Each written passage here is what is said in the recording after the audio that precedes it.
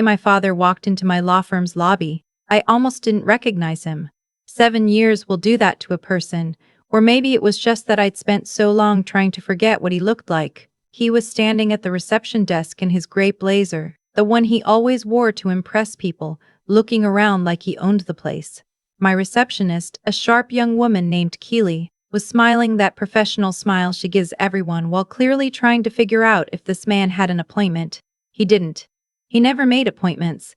He just showed up and expected the world to rearrange itself around him. I was standing near the elevator when I saw him. He hadn't spotted me yet. For about 3 seconds, I genuinely considered stepping back into the elevator and letting the doors close. But I didn't.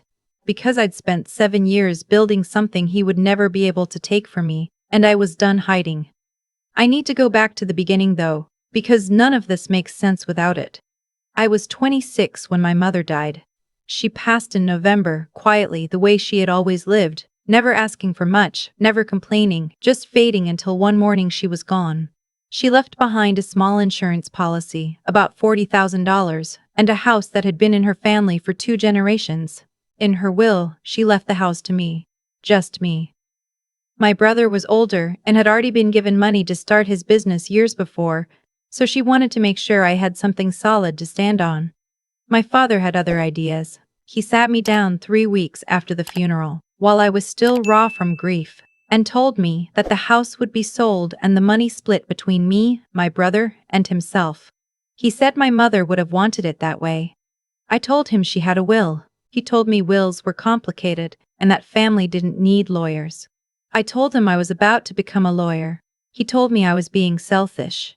I was 26, grieving, living in my mother's house, and my father was calling me selfish for wanting to keep the one thing she had specifically left to me. I fought him for 3 months. I consulted with a professor at my law school. I got copies of the will certified. I did everything right. And then one evening my father came to the house with my brother and 2 cousins I barely knew, and they moved my mother's furniture out of the living room while I was at class. When I came home, the locks had been changed. My father sent me a text that said I needed to find somewhere else to stay while the house was being prepared for sale. He didn't ask. He didn't explain. He just informed me, the way he had always done everything, as if I was a minor inconvenience in his life rather than his daughter. I spent that first night in my car. I want to say that plainly, because I think people sometimes soften those details, and I don't want to soften it. I was a second-year law student. My mother had just died, and I slept in my car in a parking garage 2 miles from the house that was supposed to be mine. A classmate named Dex let me sleep on his couch for a month until I found a room I could afford. I picked up extra shifts at the coffee shop where I'd been working part-time. I applied for every scholarship and grant I could find. I finished law school. I passed the bar on my first try. My father called me twice in those 7 years. Once when my brother got married and he left a message saying it would mean a lot if I came. I didn't go. The second time was on what would have been my mother's birthday. I think he called by accident, honestly, because when I didn't answer, he never left a message. I didn't reach out to him either. Not because I was too proud, but because I had nothing to say. Everything I might have said to him, I put into my work instead. I spent my first 2 years after passing the bar at a mid-sized firm downtown, learning the mechanics of corporate law from the ground up. I worked 70-hour weeks. I barely slept. I saved everything I could. In my 4th year, I was approached by a former partner at the firm about going independent. She was starting a boutique practice focused on business formation and real estate law. And she wanted someone with my transactional experience. Her name was Miss Pirance Okafor. I always called her by her last name even after we became partners. It was a habit from when she was my senior associate, and it stuck. And she was the most strategically brilliant person I had ever met. We built the firm from 2 attorneys and a borrowed conference room into a 12-person practice with a client list that included 3 regional developers and one of the largest commercial property groups in the state. We were not small. We were not struggling. We had a floor of a building downtown with our name on the door, and every single thing in that office was something I had built with my own hands, my own hours, my own choices. My mother's $40,000 had been stolen from me, but I had made something out of nothing anyway. That's the context. That's what my father walked into that afternoon. Healy had asked him politely if he had an appointment. He said no, but that it was a personal matter. She asked for his name. He gave it, and I'll tell you, something about hearing that name spoken out loud in my lobby in my space made my stomach turn in a way I hadn't expected. I had thought I was past that. Maybe I wasn't as past it as I believed. I walked over. He saw me when I was about 10 feet away. I watched his face go through several things in quick succession. Surprise, then something that might have been relief, then the careful rearrangement into the expression I remembered from childhood. The one that meant he was about to ask for something and had already decided I would say yes. There you are, he said, like I had been hiding. Dad, I said. Just that. No warmth, no coldness, just the word. He said I looked good. I said thank you. There was a pause. Healy was watching us with the careful neutrality of someone who has worked in law long enough to know when not to ask questions. I asked him to come back to one of the conference rooms, not my office, a neutral space. I wasn't going to let him sit across from my desk and look at my diplomas on the wall and have that be the setting for whatever this was. I wanted a plain table and 2 chairs and nothing else. He sat down.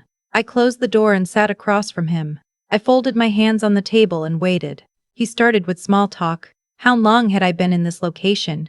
Business looked like it was going well. Had I eaten lunch? I let him talk. I had learned in 7 years of law that silence is not a vacuum you need to fill. It is a tool. He filled it. After about 4 minutes of circling, he got to it. My brother's company, the one my father had helped fund years ago, was in trouble. They had expanded too fast, taken on commercial lease obligations they couldn't service, and were now facing potential default on 3 properties. My brother had been trying to renegotiate the terms with the property management group, but had run into a wall. Someone had referred them to a legal firm that specialized in commercial lease restructuring. That firm was ours. My father said he hadn't known it was my firm when my brother first engaged us. He found out when he saw the name on the documents. He said that when he realized it, he knew it was a sign. He used the word providence. He actually said the word providence, sitting in my conference room after 7 years. He said he hoped we could handle the case and that he also hoped it might be an opportunity to reconnect, that perhaps the situation could be the thing that brought the family back together. I asked him which properties were involved. He slid a folder across the table. I opened it and looked at the lease agreements without letting my face change. I recognized 2 of the 3 addresses. They were in a commercial complex I had helped a client acquire 18 months earlier. My client now owned the building where my brother's company was behind on rent. My father didn't know that. I closed the folder. I set it back on the table. I asked him what he was hoping I would do. He said he hoped I could use my relationships to get the leases restructured on favorable terms. He said family should look out for family. He said my mother would have wanted us to be close. That was the moment I had to decide what kind of person I was going to be, not because of him, not for him, but for myself, because I had spent 7 years asking myself that question, and I wanted to know the answer. I told him that our firm had a conflict of interest on this matter, that I could not represent my brother's company because of my existing relationship with the opposing party. I said this clearly and professionally because that was the truth and because it was the right thing to say. He looked confused.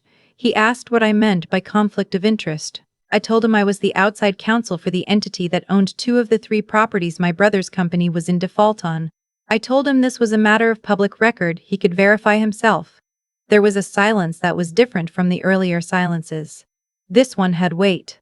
He started to say something about how surely there was something I could do, how I had relationships, how I knew people who could. I told him that what he was describing was not how law worked, and that if he'd like, I could recommend 3 firms that handled commercial lease disputes and had no conflicts on this matter. I slid a notepad across the table and wrote down the names. I was calm. I was completely calm. My voice was even, and my hands were steady, and I was not performing calm. I actually was calm because there was nothing left for him to take from me. He said I was being cold. He said this wasn't like me. I told him I wasn't sure he knew what I was like, that we hadn't spoken in 7 years. And that the last interaction I could clearly remember was finding my locks changed and my belongings on the porch. He said that was complicated. He said there were things I didn't understand about the financial pressures he'd been under at the time, about the decisions he had to make. He said he had tried to do right by everyone. I said I understood. I said I genuinely did not hold any of it over him anymore, and then I said something I had been waiting a long time to say, not to wound him, but because it was simply true and I was done not saying true things. I said, "You taught me that I could only rely on myself. I learned that lesson completely. I think that's the best thing you ever gave me." He didn't respond to that. He looked at the notepad with the 3 firm names on it. I stood up and told him I hoped my brother found a good resolution to his situation. I meant it. I had no fight left with my brother either. My brother had made his choices and I had made mine, and we were different people now. My father picked up the notepad. He stood. He said he supposed he'd hoped for a different outcome. I said I supposed I had too once, a long time ago. I walked him back out to the lobby. Healy looked up. I gave her a small nod, the one that means everything is fine. She nodded back and returned to her screen. My father pushed through the glass door and walked to the elevator without looking back. I stood there for a moment. The lobby had that afternoon light that comes in low through the windows, the kind that makes everything look warmer than it is. I could hear someone on a call in one of the back offices. The reception desk printer hummed. I walked back to my office and sat down at my desk. I looked at the framed photo I keep on the credenza, not a certificate, not an award, but a picture of my mother and me at my law school graduation. The last good day I had with her before she got sick.